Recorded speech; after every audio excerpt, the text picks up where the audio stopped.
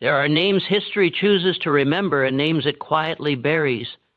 Marie Laveau belongs to that second category, a figure split between two realities.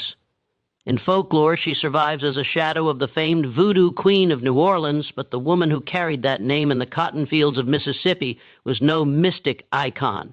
She was something far more subversive. She understood that information, observed patiently, guarded fiercely, and released with precision, could crack the illusion of power that enslavers believed was unshakable. What you are about to hear is neither the sanitized narrative fed to school children nor the mystical spectacle sold to tourists on Bourbon Street. It is the version that never reached the history books because it dismantled a comfortable lie that the enslaved waited helplessly for rescue. In truth, they were often the builders of their own escape routes, wielding intelligence as quietly and effectively as any weapon.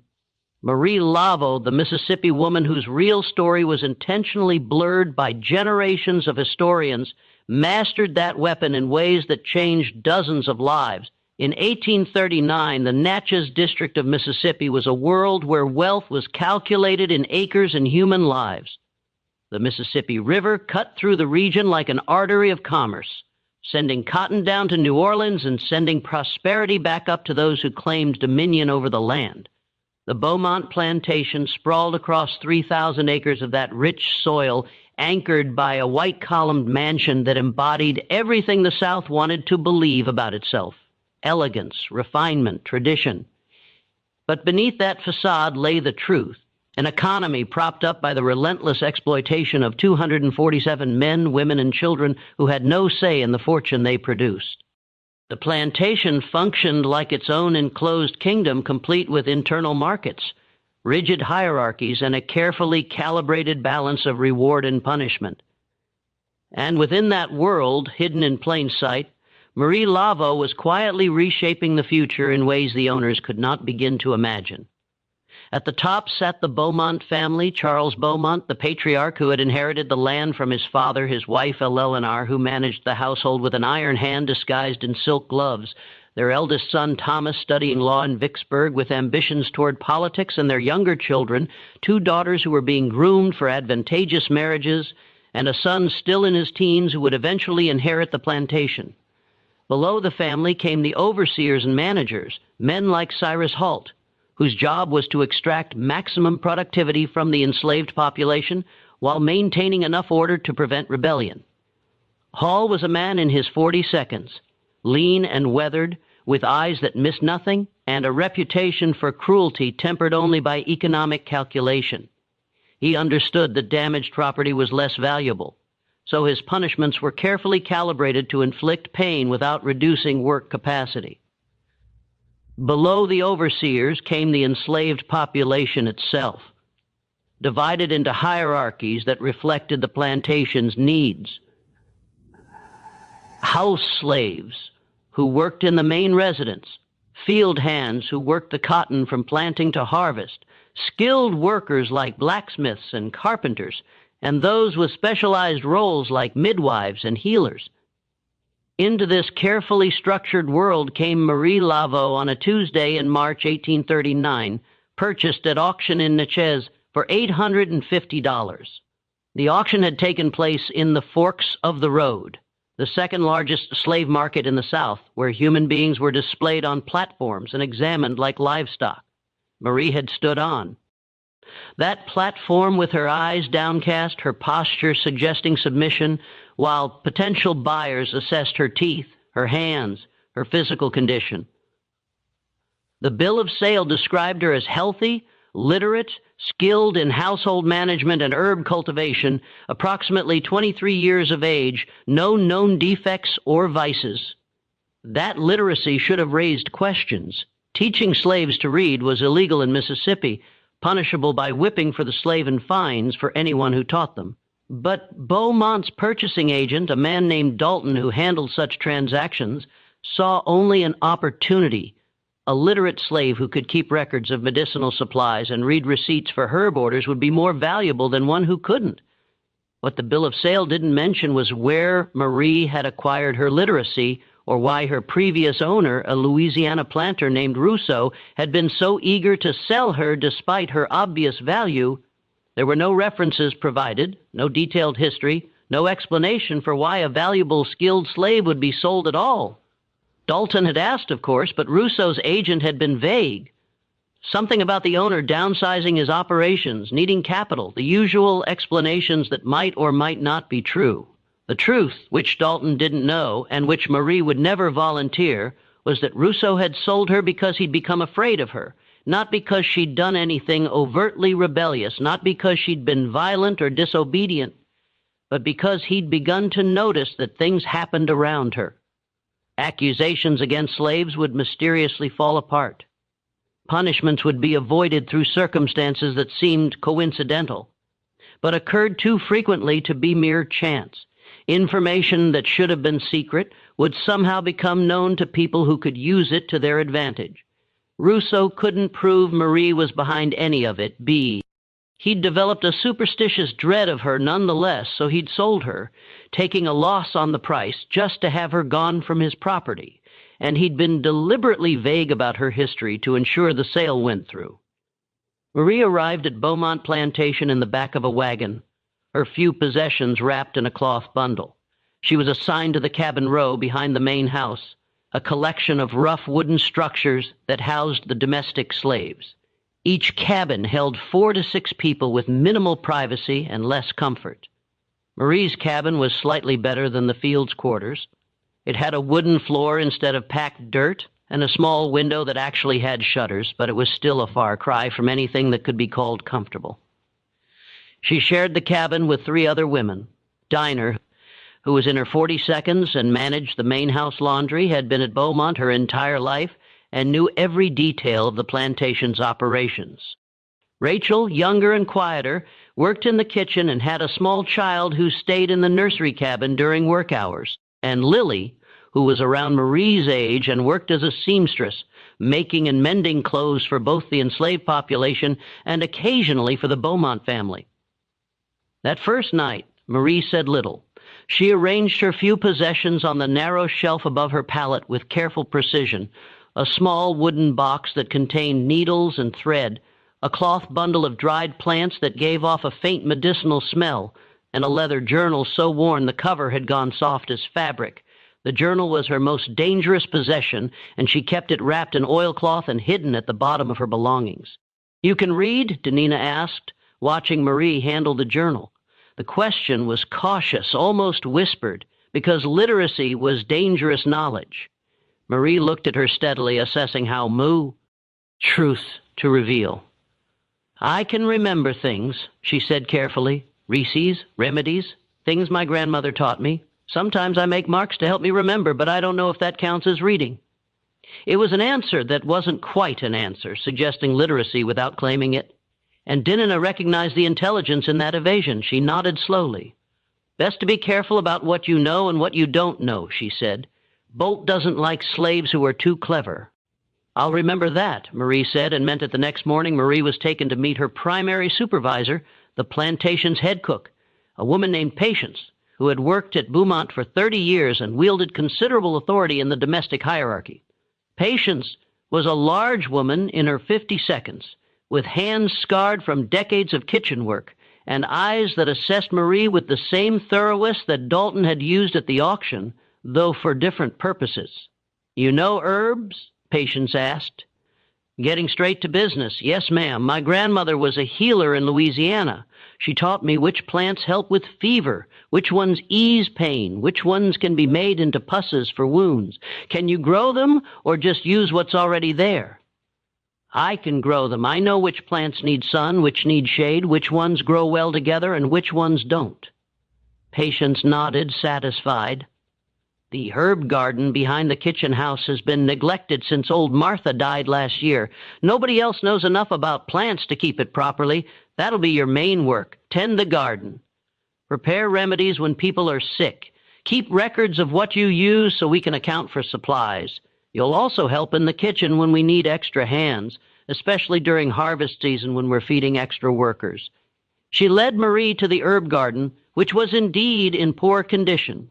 Weeds had overtaken M, Most of the beds and the plants that remained were struggling, but Marie could see the bones of a good garden underneath the neglect. The layout was sensible, with taller plants positioned to provide afternoon shade for those that needed it, and a water barrel positioned to catch rain from the kitchen house roof. "I can work with this," Marie said, already planning in her mind which plants to save, which to remove, what new herbs to cultivate. "You'll have mornings to work the garden," Patience told her. "Afternoons, you'll be available for medical calls. If someone in the quarters is sick, you'll go tend them. Evenings, you'll help in the kitchen. Sundays, you'll have to yourself, except for emergencies." It was a demanding schedule, but Marie had expected nothing less. What mattered was that the work gave her a legitimate reason to move around the plantation, to interact with people from different parts of the operation, to observe and listen and gather information. Over the next few weeks, Marie established herself in her role. She worked the herb garden with systematic efficiency, clearing weeds, amending soil, transplanting struggling plants to better locations. She began to cultivate new herbs from seeds and cutings she'd brought with her. Fever W for headaches, comfrey for wounds, chamomile for stomach ailments, valerian for sleep troubles, willow bark for pain and fever. But more importantly, she began to observe the plantation's operations with the same systematic attention she gave to her garden. She noticed patterns in how decisions were made, how information flowed through the hierarchy, where power was concentrated and where it was diffuse.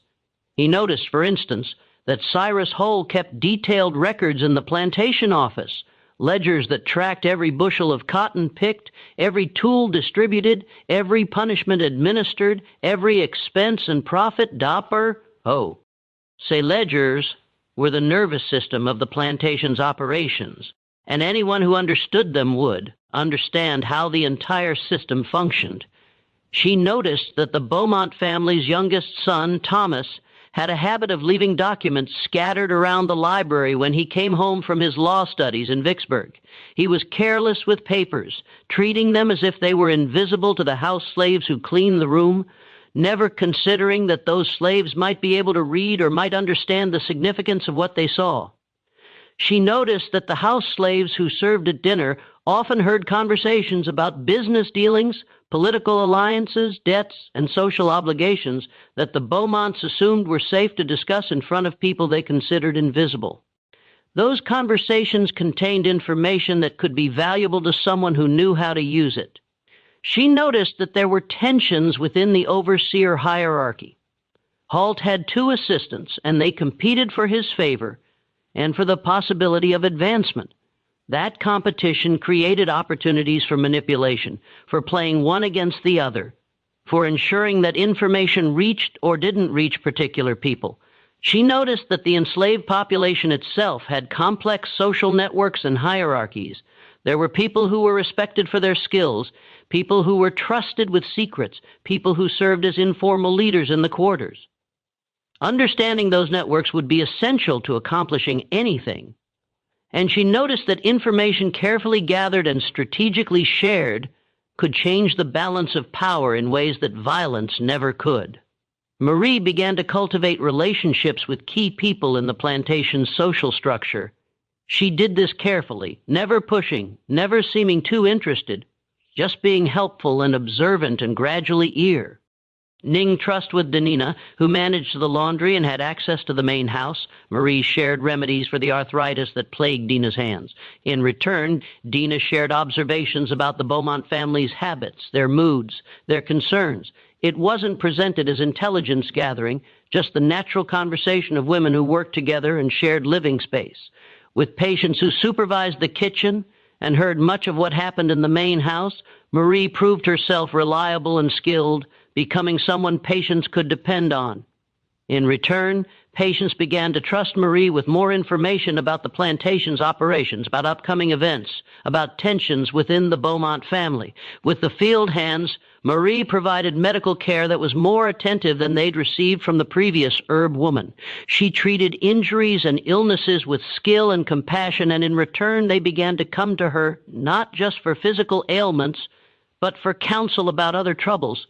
Within 3 months of her arrival, Marie had established herself as someone valuable, someone trustworthy, someone who saw and heard things, but who seemed to have no agenda beyond doing her work well. And then she began to test her methods.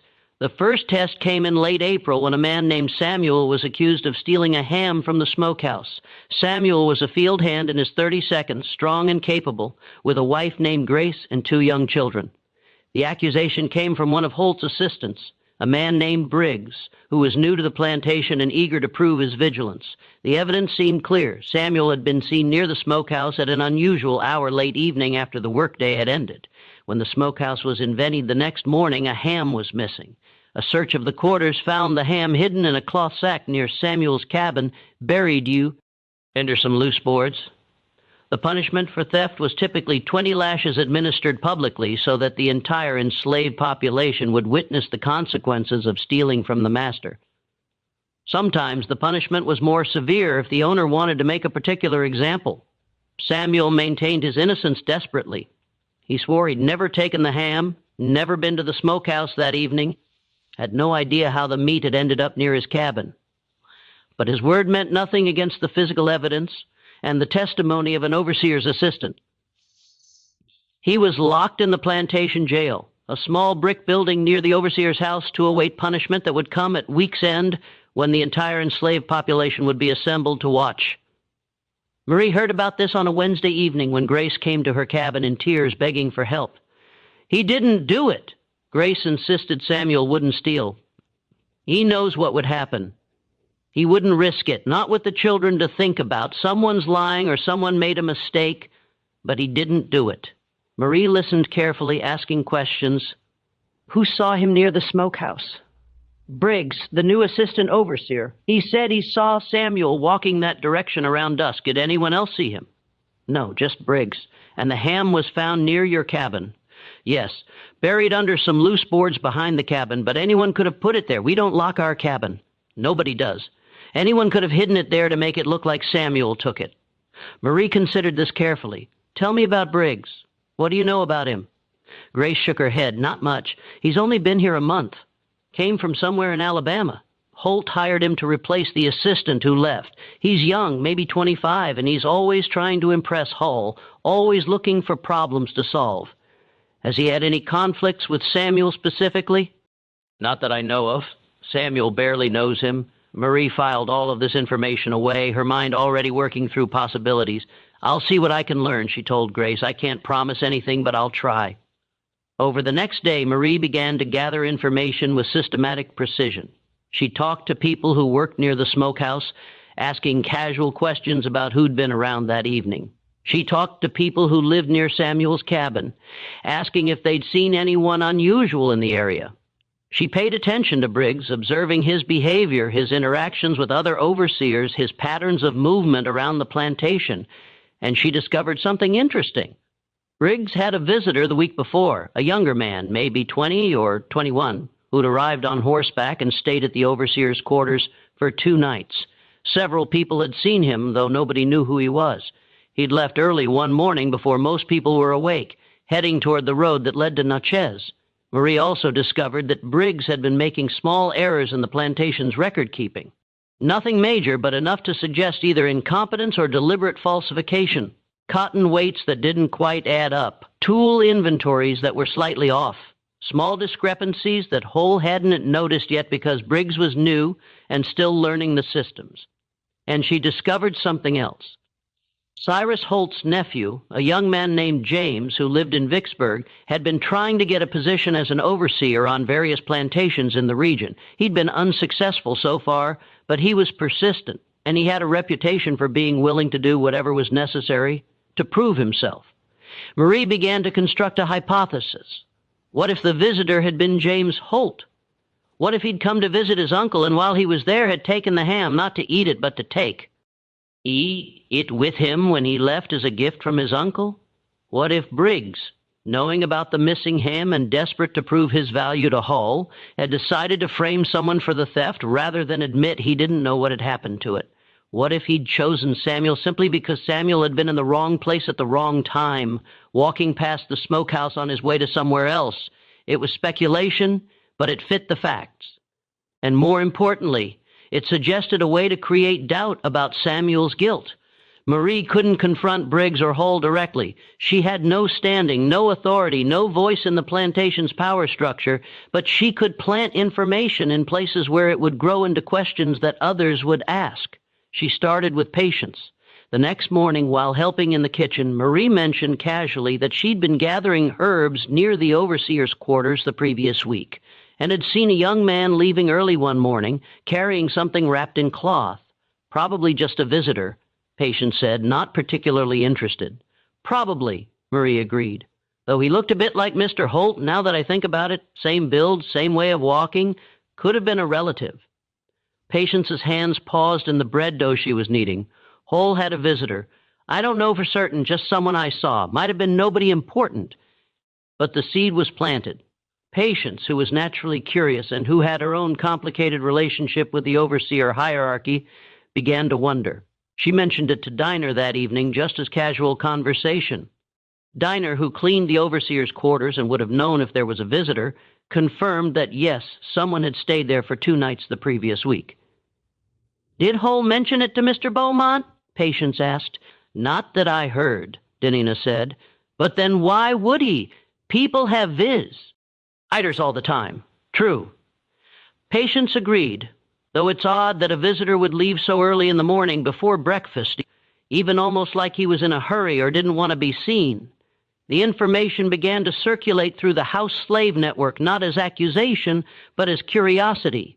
And because house slaves talked to the Beaumont family members they served, the information eventually reached Eleanor Beaumont, who managed the household accounts and had a sharp mind for details that didn't add up. Eleanor mentioned it to her husband that evening, not as anything important, just as an oddity she'd heard. Did you know Cyrus had a visitor last week? His nephew, apparently, though he didn't mention it. Charles Beaumont frowned. He didn't mention it to me. Probably didn't think it was important. Though the servant said the young man left very early before dawn. Seemed odd to me. Beaumont, who trusted his overseer but also trusted his wife's instincts about household matters, filed the information away. The next day, he mentioned it to Holt casually, just asking if his nephew had visited. Hull, caught off guard, admitted that yes, James had stopped by briefly, just passing through on his way to Natchez. He hadn't mentioned it because it seemed unimportant, just a family visit, nothing to do with plantation business. Of course, Beaumont said, though I do like to know who's on the property, just for security purposes, you understand? Of course, sir, I should have mentioned it. It won't happen again. But the conversation had planted a seed of doubt in Beaumont's mind. Why hadn't Hull mentioned the visit? What else might he not be mentioning? Meanwhile, Marie had been working on another angle. She'd noticed those small discrepancies in Briggs's record-keeping, and she'd mentioned them very carefully to the plantation's bookkeeper, an elderly white man named Porter, who they met twice a week to review the accounts. She'd done this while treating Porter for his rheumatism, providing him with a pus that actually helped with the pain.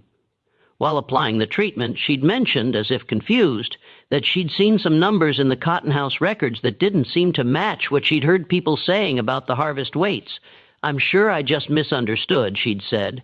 I don't know much about numbers, but I thought I heard someone say they'd picked 42 bushels, and the record said 40. Probably I just heard wrong. Porter, who was meticulous about accounts, had made a note to check the Cotton House records more carefully. When he did, he found several small discrepancies, nothing major, but enough to suggest that someone was either careless or deliberately falsifying records. He reported this to Beaumont, who asked Holt about it. Holt, who hadn't been aware of the errors, was forced to admit that his new assistant, Briggs, might be making mistakes in the record-keeping. He's still learning the systems, Hull explained. I'll supervise him more closely. But it was another mark against Briggs's credibility, another reason to question his competence. And then Marie played her final card. She arranged for information to reach Beaumont that the smokehouse inventory might not be accurate. She did this through a complex chain. She mentioned to Diner that she'd heard someone say there might be more than one ham missing. Denina mentioned it to Eleanor Beaumont while doing laundry. Eleanor mentioned it to her husband. Beaumont ordered a complete inventory of the smokehouse. When it was done, they discovered that 3 hams were missing, not 1. The ham found near Samuel's cabin was examined more carefully and found to have been cut with a different knife than the plantation issued to the enslaved population, a finer blade, the kind a gentleman might. Suddenly, the case against Samuel looked much less certain. If 3 hams were missing, and if the one found near his cabin had been cut with a different knife, then perhaps Samuel hadn't stolen it at all. Perhaps someone else had taken the hams, possibly Holt's nephew, as a gift from his uncle, and perhaps Briggs, discovering the theft and not wanting to admit he didn't know what had happened, had framed Samuel by planting one of the hams near his cabin. It was all speculation, but it created enough doubt that Beaumont couldn't proceed with the punishment in good conscience. He ordered Samuel released with the explanation that the evidence was insufficient to prove guilt beyond doubt.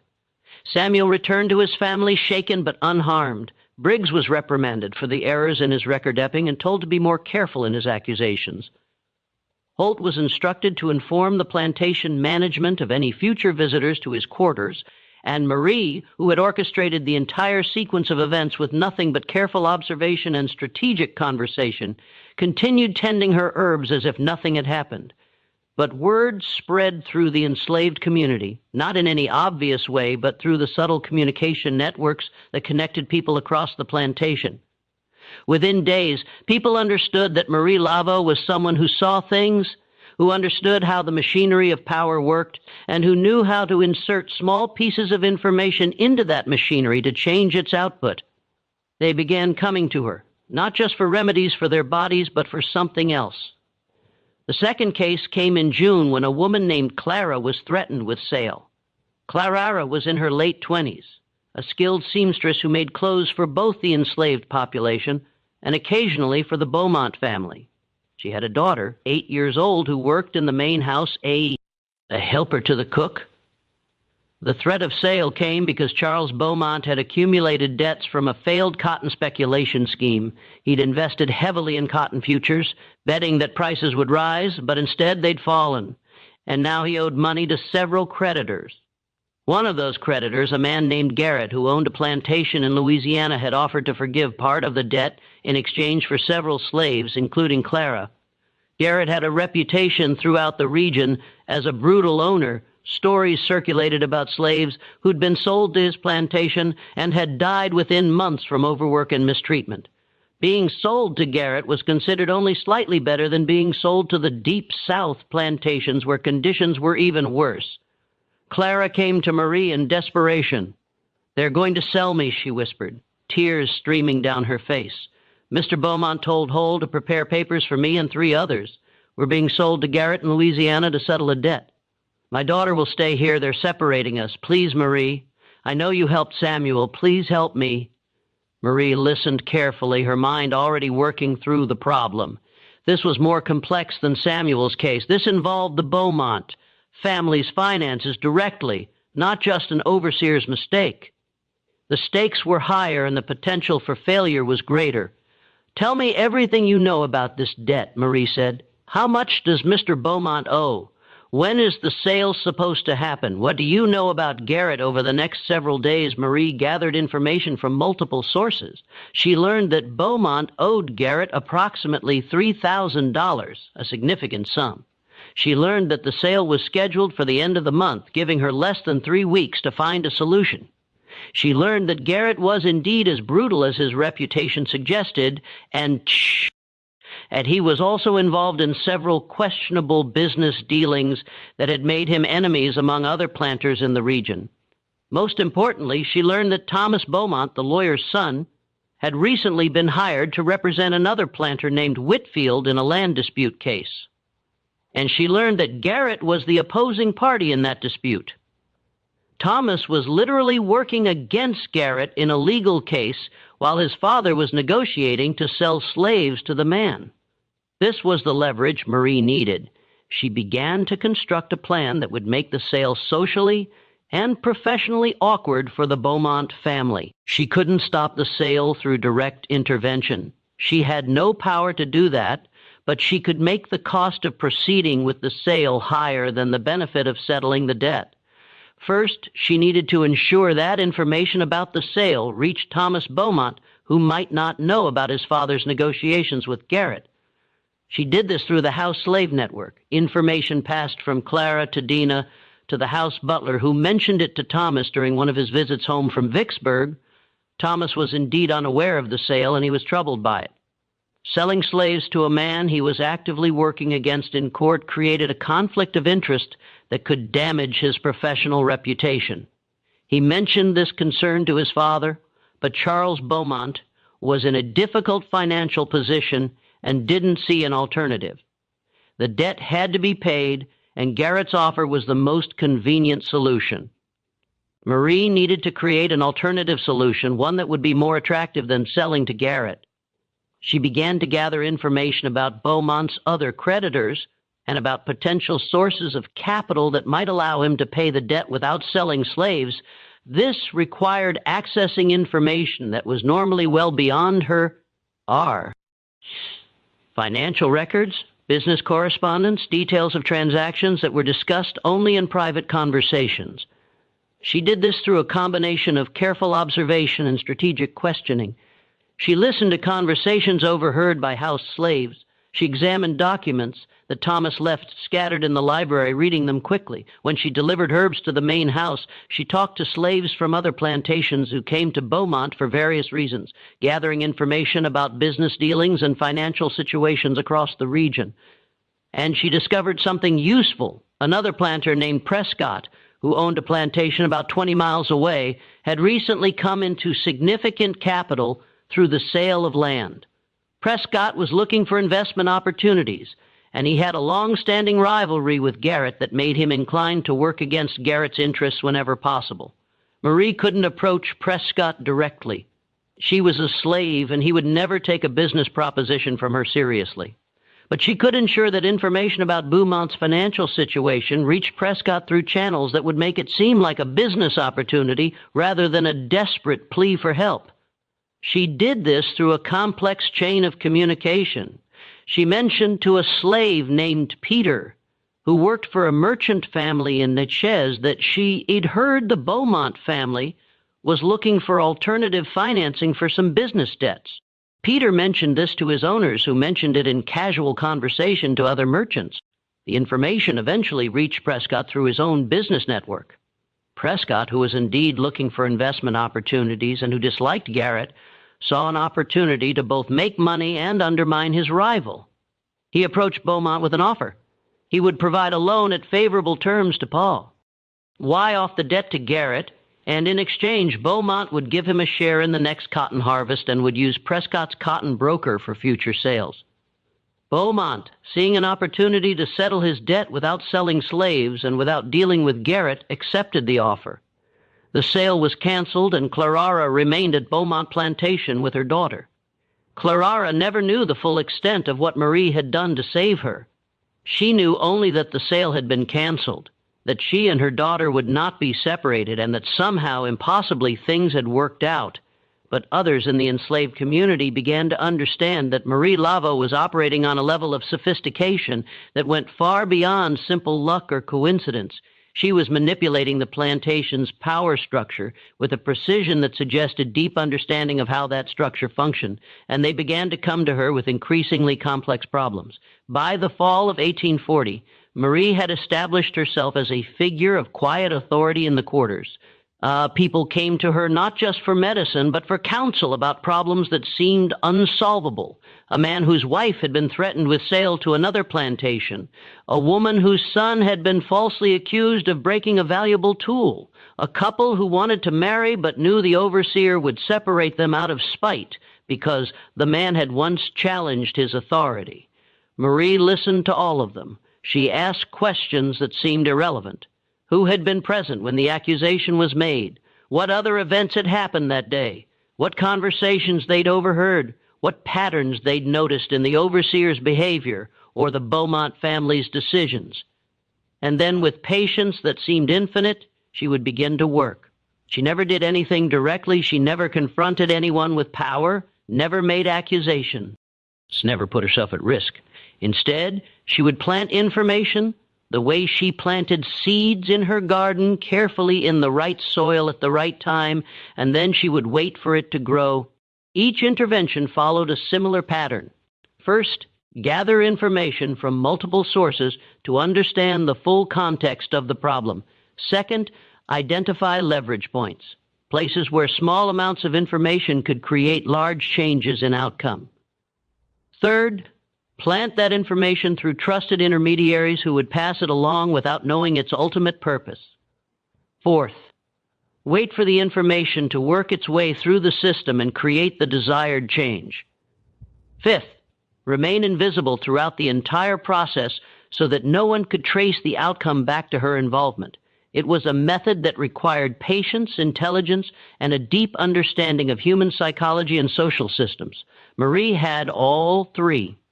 When a man named Joseph was accused of laziness and threatened with punishment, Marie discovered that the accusation came from Briggs, the assistant overseer, who was still trying to prove his worth after the Samuel incident. She also discovered that Briggs had been making errors in the cotton weight records, small discrepancies that suggested either incompetence or deliberate theft. She mentioned these discrepancies to the plantation bookkeeper during a visit to treat his rheumatism, framing it as innocent confusion about numbers she'd seen. The bookkeeper investigated, found the errors, and reported them to Beaumont. Briggs was dismissed, and Joseph's supposed laziness was forgotten in the larger scandal of the falsified records. When a woman named Ruth was being pressured by one of the Beaumont family's visiting relatives, Marie discovered information about the man's debts and gambling habits. She ensured that this information reached the man's wife through a complex chain of gossip that made it seem like common knowledge rather than deliberate revelation. The wife confronted her husband, who left the plantation in disgrace, and Ruth was safe. When a couple named Daniel and Esther wanted to marry but knew the overseer would separate them, Marie discovered that the overseer had been skimming supplies from the plantation stores and selling them in Natchez for personal profit. She ensured that evidence of this theft reached Beaumont through the bookkeeper. The overseer was dismissed, and the new overseer who replaced him had no objection to Daniel and Esther's marriage. Each intervention was small, almost invisible, but together they began to create something larger, a sense among the enslaved population that they were not entirely powerless, that there were ways to resist that didn't require violence or escape.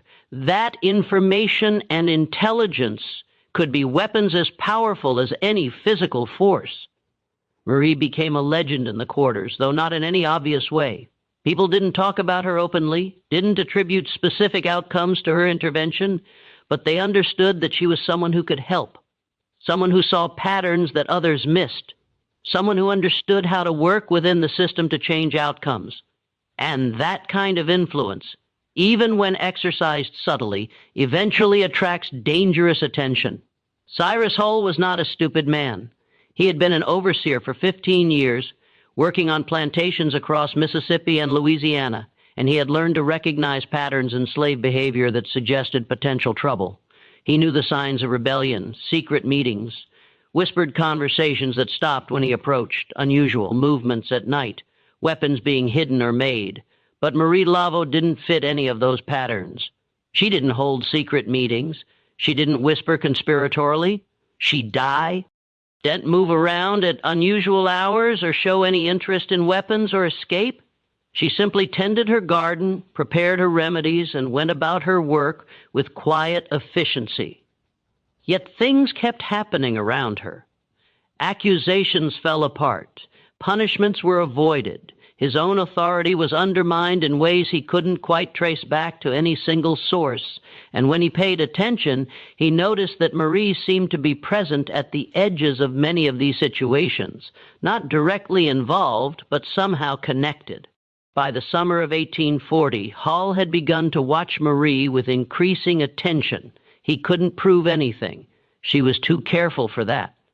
But suspicion doesn't require proof, and Hull's suspicion grew with each incident that seemed to work out too conveniently for the enslaved population. He began to ask questions.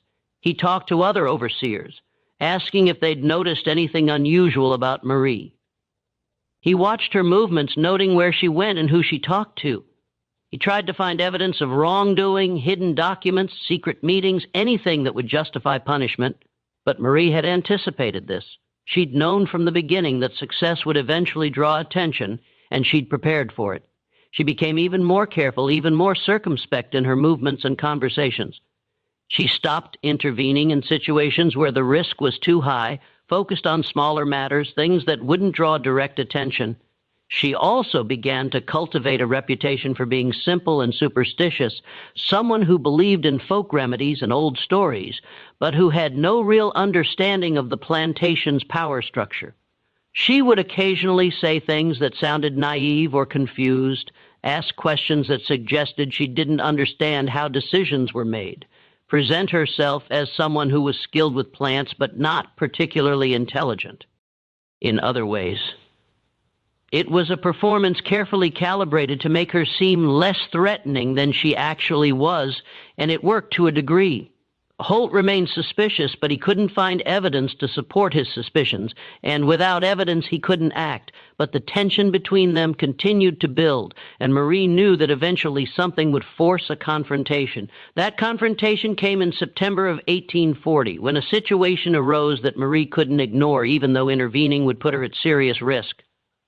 Thomas Beaumont, the lawyer's son, had married Catherine Hartwell in the spring of 1840, a union that had brought significant social and financial benefits to the Beaumont family. The Hartwells were one of the most prominent families in Vicksburg, with connections to banking, cotton trading, and state politics. The marriage had been carefully arranged, and both families had invested considerable effort in ensuring it went smoothly. But by September, Thomas had begun to show his true character. He visited the plantation regularly, ostensibly to handle legal matters for his father, but also to escape the scrutiny of his wife and her family in Vicksburg. And during those visits, he had begun to notice a girl named Ruth, who worked in the main house as a helper to the cook. Ruth was 16 years old, the daughter of Hannah, who managed the household linens. She was quiet and hardworking, trying to be invisible in the way that young enslaved women learned to be when they attracted the wrong kind of attention from men with power. But Thomas's attention, once focused, was difficult to escape. He began to find excuses to be in the kitchen when Ruth was working. He would make comments about her appearance, ask her questions that had nothing to do with her work, touch her arm or shoulder in ways that seemed casual but weren't. Hannah saw what was happening and was terrified. She knew what Thomas's attention meant, knew that Ruth had no way to refuse him without facing punishment, knew that if Thomas decided to act on his interests, there would be nothing she could do to protect her daughter. She came to Marie in desperation late one evening when the quarters were quiet. "He's going to ruin her," Hannah whispered, tears streaming down her face. "I can see it in the way he looks at her, the way he talks to her. It's only a matter of time before he decides to take what he wants, and there's nothing I can do. If I object, we'll both be sold. If Ruth resists, she'll be punished. Please, Marie, I know you can't stop him directly, but there has to be something. There has to be some way to protect her." Marie sat in silence for a long time, her mind working through possibilities and risks. This was different from her previous interventions. This involved the Beaumont family directly, not just overseers or business associates. This involved Thomas, who was educated, intelligent, and well-connected. The danger was exponentially higher. But she also knew that if she did nothing, Ruth would suffer and her own authority in the community would be meaningless. Information and intelligence were only powerful if they were used, even when the cost was high. "Tell me everything you know about Thomas Beaumont," Marie said finally. "His habits, his friends, his business dealings, his debts, his marriage, everything you've heard while working in the house." Over the next week, Hannah and other house slaves provided Marie with a detailed picture of Thomas Beaumont's life. The information they provided was extensive. Thomas was 26 years old, ambitious, and determined to make a name for himself in Mississippi politics. He saw his law practice as a stepping stone to a political career, possibly a seat in the state legislature or even Congress eventually. His marriage to Catherine Hartwell was crucial to those ambitions. The Hartwell family had money, connections, and social standing that Thomas needed. Catherine's father, William Hartwell, was a banker with influence in Vicksburg and connections throughout the state. Her uncle was a state senator. The marriage had been as much a business arrangement as a romantic union, but Thomas also had debts. He'd made poor investments in a cotton speculation scheme, the same scheme that had caused problems for his father. He'd lost money gambling in Vicksburg. He was living beyond his means, maintaining a lifestyle that required his father's financial support and the expectation of eventually accessing the Hartwell family wealth. Most importantly, Thomas had a reputation to maintain. He presented himself as a gentleman, a man of honor and refinement, someone worthy of the Hartwell family's trust and investment. Any scandal, any hint of impropriety could damage that reputation and jeopardize both his marriage and his political ambitions. Catherine's mother, Mrs. Hartwell, was known to be a woman of strong moral convictions who took her family's reputation seriously. She had been initially skeptical of Thomas, concerned that he was marrying Catherine for money rather than love, and she had made it clear that she would be watching his behavior carefully. Marie absorbed all of this information, turning it over in her mind, looking for leverage points. She couldn't confront Thomas directly. That would be suicidal. She couldn't tell Catherine about his intentions toward Ruth. A slave's word would never be believed over a white man's denial. She couldn't even ensure that Ruth was never alone with Thomas. He had the authority to order her presence whenever he wanted. But she could make Thomas aware that his actions were being observed and that those observations might reach people who could damage his reputation and his future. The plan she constructed was more complex and more dangerous than anything she'd attempted before. It required precise timing, multiple intermediaries, and a deep understanding of the social networks that connected the planter class. Marie began by ensuring that Ruth was never in a position where Thomas could approach her without witnesses. She arranged for Ruth's work schedule to be changed so that she was always in the kitchen when other people were present, never alone in rooms where Thomas might corner her. This was presented to patients as a matter of work efficiency. Ruth could learn more by working alongside experienced cooks, and having multiple people in the kitchen during busy times made the work go faster. Patients who had her own concerns about Thomas's behavior agreed to the change without questioning it too deeply. But Marie knew this was only a temporary solution. Thomas would eventually find another opportunity, or he would simply order Ruth to come to him privately. She needed to create a situation where Thomas would decide on his own that pursuing Ruth was too risky. The key was Mrs. Hartwell, Catherine's mother. If Mrs. Hartwell became concerned about Thomas's character, if she began to watch his behavior more carefully, if she made it clear to Thomas that any scandal would have consequences, then Thomas might reconsider his actions.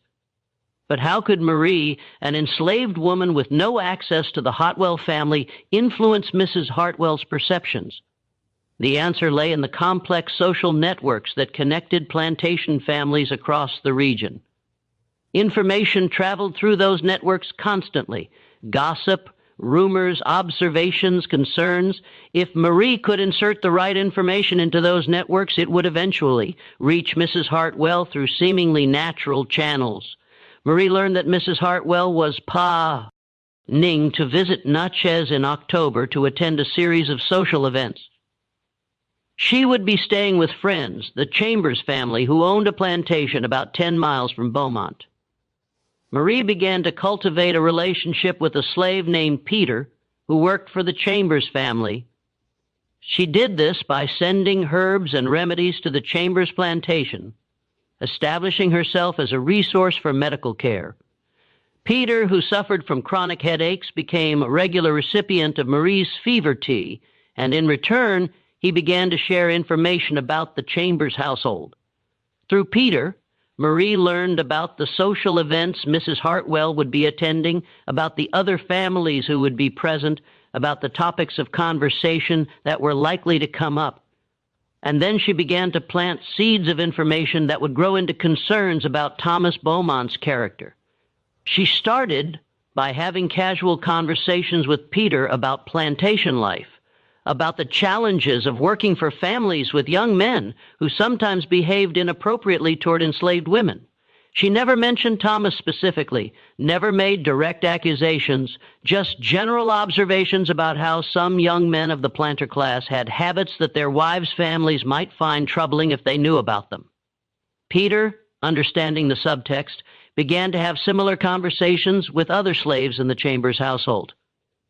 Those conversations, filtered through several people, eventually reached the Chambers family's house slaves, who mentioned them in the careful indirect way that house slaves learn to communicate information to their owners. Mrs. Chambers, who was hosting Mrs. Artwellen, who wanted to ensure her guest was comfortable and well-informed, mentioned in casual conversation that she hoped Thomas Beaumont was treating Catherine well, that she'd heard some young men in the area had reputa. Shians for being less honorable than they appeared. Mrs. Hartwell, already protective of her daughter and already somewhat skeptical of Thomas, asked what Mrs. Chambers had heard. Mrs. Chambers, not wanting to make specific accusations without evidence, said only that she'd heard vague concerns, nothing concrete, probably nothing to worry about. But perhaps Mrs. Hartwell might want to observe Thomas more carefully during her visit, just to be certain he was the man he presented himself to be. This conversation, seemingly innocent, planted a seed of doubt in Mrs. Hartwell's mind. She began to pay more attention to Thomas's behavior, to ask Catherine questions about their marriage, to observe how Thomas interacted with others. Meanwhile, Marie had been working on another angle. She'd discovered that Thomas had been seen in Natchez at a gambling house on several occasions, losing money he couldn't afford to lose. This information came from slaves who worked in Natchez, who saw things that white society assumed were invisible to them. Marie ensured that this information also reached the social network, again through indirect channels.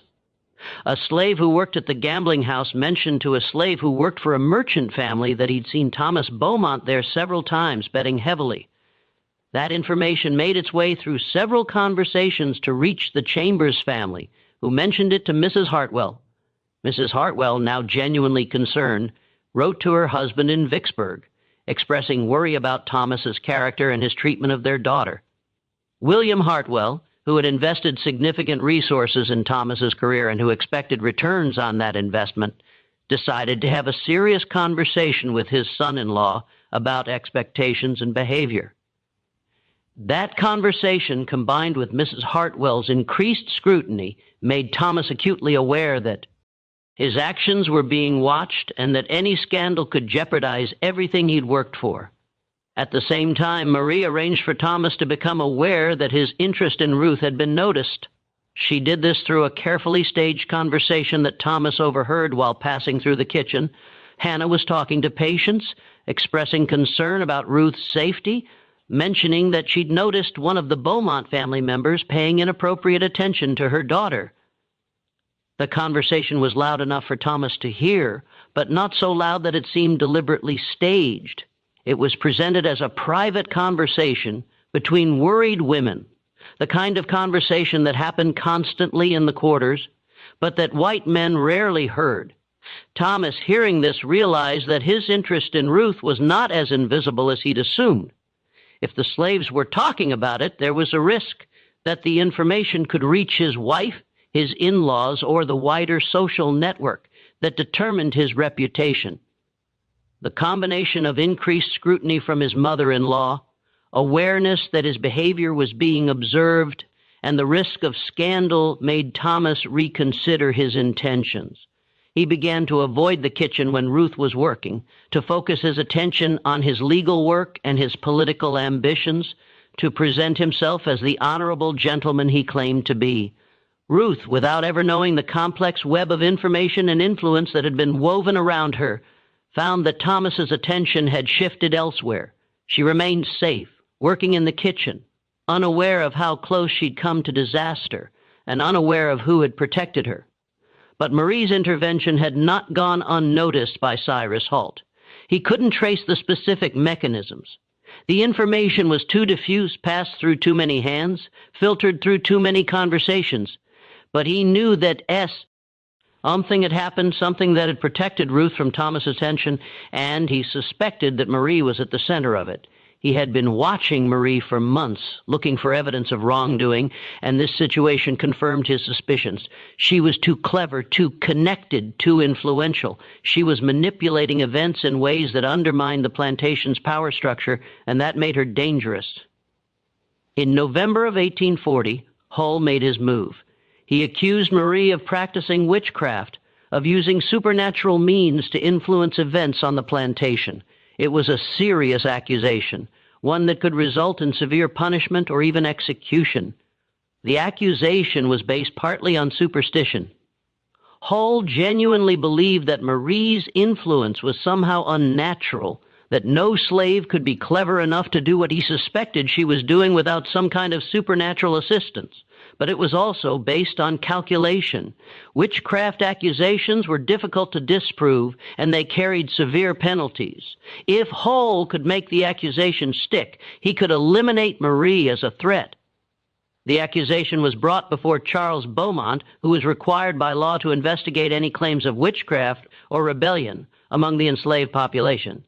Such accusations were taken seriously in the South, where the fear of slave rebellion was constant, and where any hint of supernatural influence was seen as potentially dangerous. Marie was brought to the main house on a cold November morning, standing before Beaumont and Hull in the library where so many decisions about her life and the lives of others had been made. The room was lined with books that represented knowledge and power, symbols of the education and authority that the planter class claimed as their exclusive right. Charles Beaumont sat behind his desk, looking at Marie with an expression that was difficult to read. An intelligent man, educated, capable of rational thought.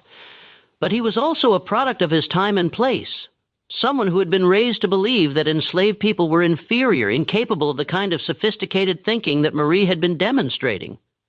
"These are serious accusations," Beaumont said, his voice grave. "Mr. Holt claims you've been using unnatural means to influence events on this plantation.